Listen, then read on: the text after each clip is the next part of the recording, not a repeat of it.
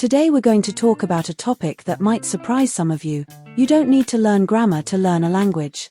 And before anyone gets worried, let me explain what I mean.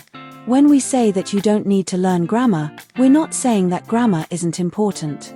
In fact, grammar is the structure of any language. It's like the skeleton that holds it up.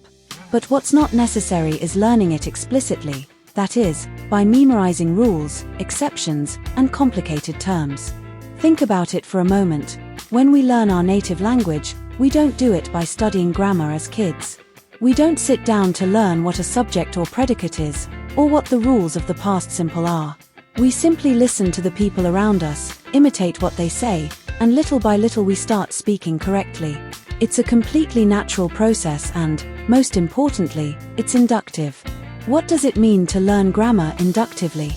It means that instead of starting with rules, we start with examples, with full sentences, with real-life situations.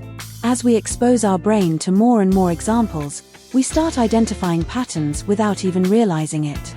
Those patterns are grammar, but instead of learning it as theory, we learn it as part of using the language. So how can you apply this when learning a new language? Instead of obsessing over grammar books, immerse yourself in the language. Listen, observe, read, and repeat.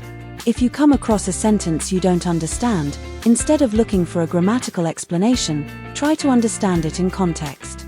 Over time, those structures will become natural to you without having to remember a single rule. Of course, at some point, you might want to delve into grammar to perfect certain aspects, and that's okay. But for most of us, the key is to learn in the same way we did when we were children, through exposure and repetition. So don't worry too much about grammar. Focus on using the language, on enjoying the process, and you'll see how the grammar starts to fall into place on its own. See you in the next lesson.